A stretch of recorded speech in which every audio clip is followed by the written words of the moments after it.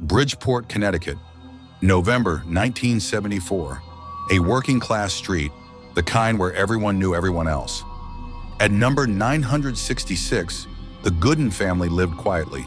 Gerard, Lori, and their adopted daughter, 10-year-old Marcia. It began with knocks in the walls. Then the lamps started to sway when there was no wind. By the end of the week, chairs were sliding across the floor, and the crucifix above the doorway hung upside down. Laura called the police after the refrigerator moved 2 feet on its own.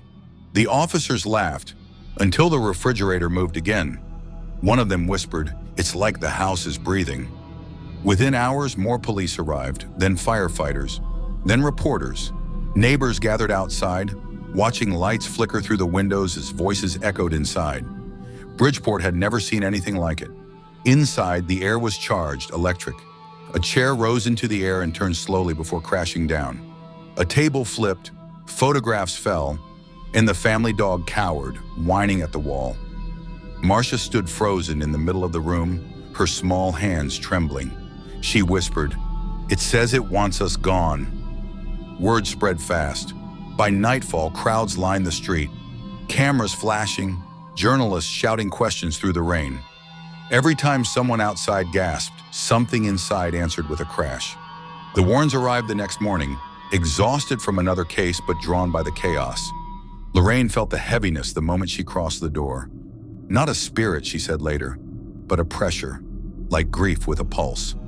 The air inside was thicker than it should have been. Every breath tasted faintly of iron. The wallpaper seemed to ripple, like something underneath was moving. Lorraine stopped in the hallway. From somewhere upstairs came the slow rhythm of footsteps. 1, 2, 3. Then silence. Ed moved toward the sound, holy water in hand. The first splash hissed as it hit the floorboards. The scent of burnt dust filled the air. A picture frame on the wall began to tremble. Then another. They fell one after another, each shattering before they hit the ground. From the kitchen came a sound like a door slamming. When Ed turned, the refrigerator was rocking violently back and forth. He shouted for Lorraine, but the noise swallowed his voice. The lights flickered, and in one blinding instant, the family's reflections vanished from the window glass. Everyone's but Marcia's. She stood in the middle of the room, staring at her own reflection, whispering, "He's here." The whisper became a laugh, high, childish, but wrong. All at once, every cupboard flew open. Pots and pans clattered to the floor. The clock on the wall spun backward until it broke, and then it all stopped. Just the ticking of one clock that somehow survived, ticking louder and louder until the second hand froze at 3:17. Lorraine exhaled. "It's mimicking us," she whispered. "It wants us to think it's gone." They tried prayer, blessings, holy water.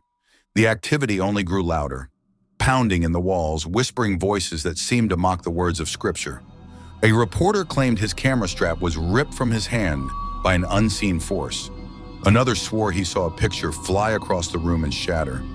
Then just as suddenly, it all stopped. The house went silent. Reporters waited for hours. Nothing. That's when the story began to change. One officer told the press he'd seen Marcia push a lamp herself. Another insisted that what he'd witnessed was real. The debate split the town. Skeptics versus believers, hysteria versus haunting. Under the weight of attention, the Goodins withdrew. The Warrens left quietly, their report half finished. Lorraine said the presence had weakened, not gone, just tired of the noise. Within days, the crowds were gone. The house on Lindley Street stood dark again. Months later, the Goodins moved away. No further disturbances were ever reported. Years afterward, Ed Warren was asked what really happened there. He paused before answering. "Some of it was people," he said.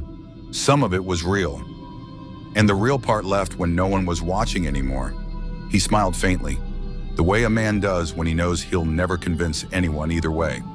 The house still stands today, quiet, ordinary, painted a different color now. But every so often, the new owners say they hear a single knock in the walls. Just one, like something waiting for you to respond.